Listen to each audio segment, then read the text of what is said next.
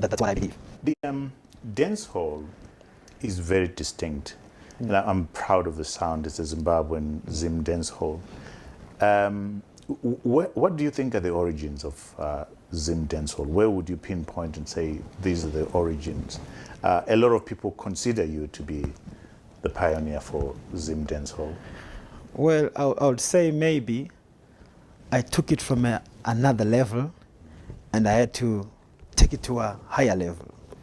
But when we look at dancehall, when it started really, the Zim dancehall, I think I'll backdate it to around 2001, somewhere there, the term Zim dancehall.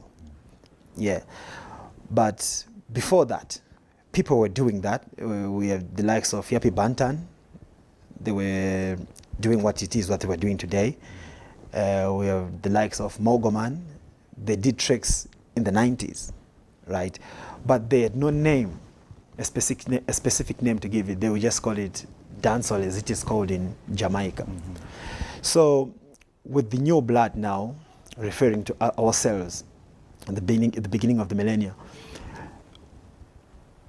we say to ourselves, all right, actually I got a call from Jusa. We were in 2003, somewhere there.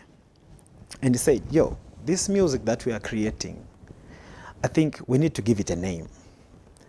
Jusa is based in the UK, right? And I was here in Zimbabwe. So him being based in the UK, he was exposed. He had exposure then.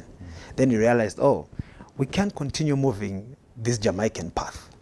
We have to have our own identity from whatever it is these Jamaicans are doing. Yes, we are going to take certain things from their vibe, but let's create our own from what they have already. And I said, here in Zimbabwe, it's tomati mangoma is.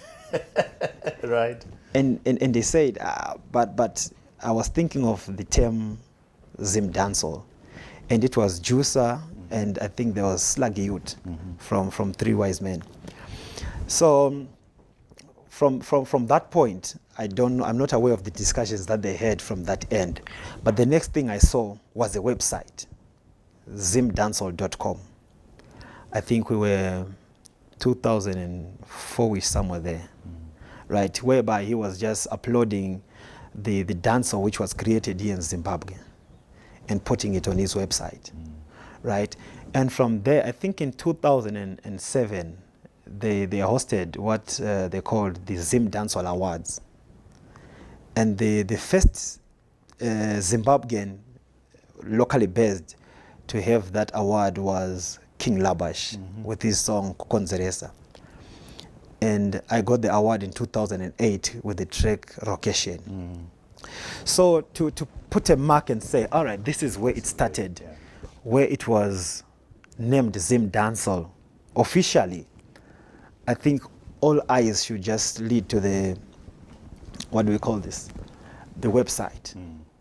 Yeah, because the website, I think it was around 2005, 2006. I'm not really sure about the years there. But just for me, if we want to look at facts, I think those are the facts that can lead us to where the name Zim Dancehall came from. That's the only thing that is tangible.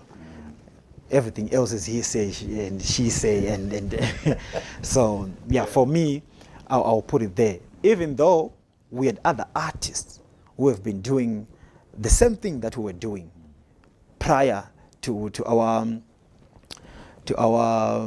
vibe that we're dealing it at that time, right? So in terms of giving it a name, I think that era during that story. Yeah. And is there anybody who's been a big influence on you? I mean, your fans obviously influence you because of what they buy and what they consume, like you said.